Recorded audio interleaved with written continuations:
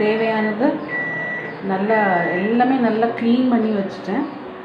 புதினா, தேவையான அளவு கருவேப்பிலை, கொத்தமல்லி, ஒரு துண்டு தேங்காய் அதை பீஸ் போட்டு வச்சுருக்கேன். கொஞ்சம் இஞ்சி பூண்டு, புளி, 2 பச்சை மிளகா. இப்போ எல்லாத்தையுமே வதக்கிக்கணும், நல்லா வதக்கிக்கணும்.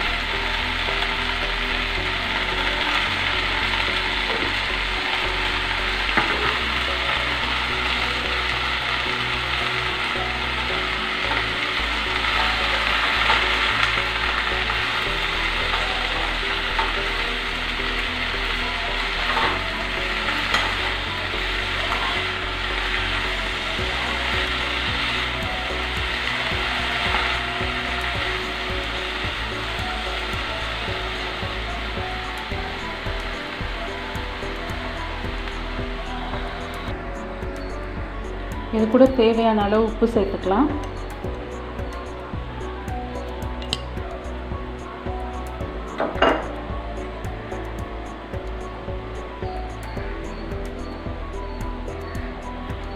இஞ்சி பூண்டு கடைசியாக போட்டேன், இல்லைன்னா அந்த ஹீட்டில் ஒட்டிக்கோன்ட்டு.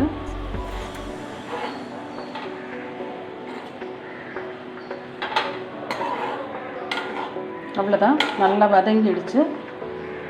ஆறுனோடனே நம்ம அரைச்சி எடுத்துட வேண்டியதுதான்.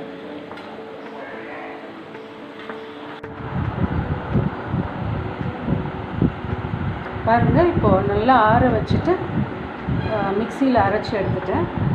நிறைய பேர் வந்து இதுக்கு தாளிப்பாங்க, ஆனால் எங்கள் வீட்டில் வந்து இதுக்கு தாளிக்கிற பழக்கம் இல்லை.